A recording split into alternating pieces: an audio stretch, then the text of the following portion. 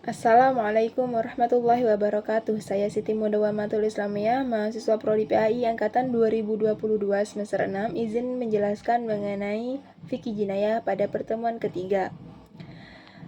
Pada pertemuan ketiga, fikih jinayah membahas mengenai unsur-unsur jarimah dan macam-macam jarimah. Dalam memahami fikih jinayah, penting untuk mengenali bahwa suatu perbuatan dianggap sebagai delik atau jarimah ketika memenuhi syarat dan rukunnya. Rukun jarimah dapat dibedakan menjadi dua kategori utama, yang pertama rukun umum dan yang kedua rukun khusus. Rukun umum pada fikih jinayah jarimah ini merupakan unsur-unsur yang harus ada dalam setiap jarimah yang mencakup yang pertama unsur formil. Ini merujuk pada adanya undang-undang atau nas yang mengatur perbuatan tertentu. Dalam konteks hukum, setiap tindakan tidak dapat dianggap sebagai pelanggaran hukum dan pelakunya tidak dapat dipidana kecuali ada ketentuan yang mengaturnya. Selanjutnya ada unsur material. Ini mencakup sifat melawan hukum dari tindakan yang dilakukan.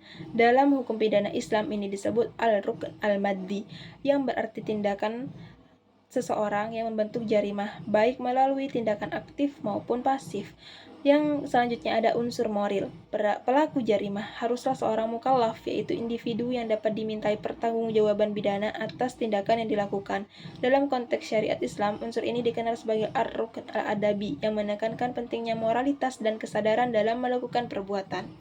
Unsur-unsur umum di atas berfungsi sebagai kerangka dasar untuk menganalisis dan memahami kapan suatu peristiwa pidana dapat terjadi. Yang kedua adalah rukun khusus, merupakan unsur yang hanya terdapat dalam peristiwa pidana tertentu dan berbeda antara satu jenis jarimah dengan yang lainnya. Misalnya dalam kasus pencurian, rukun khusus mencakup yang pertama unsur perbuatan, yakni harus ada tindakan mengambil barang orang lain. Yang kedua, cara melakukannya harus dilakukan dengan cara sembunyi-sembunyi. Yang ketiga, ada kepemilikan barang. Barang yang dicuri merupakan hak orang lain. Yang keempat, ada nisab. Barang dicuri harus mencapai batas tertentu untuk dikenakan hukuman. Unsur khusus ini berbeda antara satu jenis jarimah dengan yang lainnya. Misalnya dalam jarimah hirabah atau perampokan, pelaku harus mukallaf, membawa senjata, dan melakukan tindakan tersebut secara terang-terangan. Macam-macam jarimah sendiri ulama fikih membaginya berdasarkan berbagai segi yang penting. Yang pertama dari segi berat dan ringannya hukuman. Jarimah hudud merupakan pelanggaran yang memiliki batasan hukum yang jelas dan ditetapkan oleh nas. Hukuman untuk jenis jarimah ini tidak memiliki batas terendah atau tertinggi dan tidak dapat dihapus pula oleh perorangan atau masyarakat. Contohnya zina, qazaf, sarikah, dan hirabah. Jarimah qisas diat merupakan pelanggaran yang diancam dengan hukuman qisas, pembalasan setimpal, dan diat atau ganti rugi. Qisas dan diat memiliki batasan yang jelas dan menjadi hak perorangan. Misalnya dalam kasus pembunuhan, pihak keluarga korban dapat memilih antara qisas atau menerima diat. Jarimah takzir merupakan jarimah yang diancam dengan hukuman yang ditentukan oleh hakim. Tidak ada ukuran tetap untuk jenis hukuman ini, sehingga hakim memiliki wewenang untuk menentukan bentuk dan kadar hukuman berdasarkan situasi dan kondisi pelaku. Jarimah ini merupakan jarimah yang memberikan fleksibilitas kepada hakim untuk menentukan bentuk dan kadar hukuman berdasarkan situasi pelaku dan kondisi sosial. Abdul Qadir Audah menjelaskan dalam jarimah takzir menjadi 3 kategori, yakni yang pertama ada jarimah hudud dan qisas diat, mengandung unsur syubhat atau tidak memenuhi syarat tetapi dianggap sebagai maksiat. Contohnya pencurian harta syirkah dan pembunuhan oleh ayah terhadap anak. Yang kedua ada jarimah takzir yang ditentukan oleh nas. Jenis jarimah ini diatur dan oleh syarak, tetapi sanksinya diserahkan kepada penguasa. Contohnya penghinaan terhadap agama.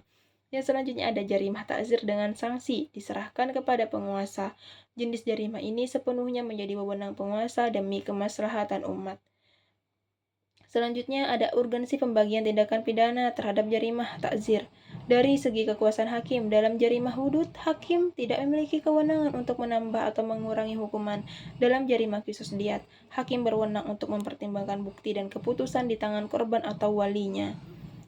Yang selanjutnya ada dari segi pengampunannya. Dalam jarimah hudud tidak ada unsur pengampunan dari pihak manapun. Pada jarimah qisas diat, pemaafan pada korban atau walinya. Sedangkan dalam takzir, pemaafan sepenuhnya menjadi hak penguasa. Dari segi pengaruh lingkungan, jarimah hudud dan qisas diat tidak dipengaruhi oleh lingkungan, sementara dalam takzir, faktor lingkungan sangat berpengaruh dalam menentukan hukuman.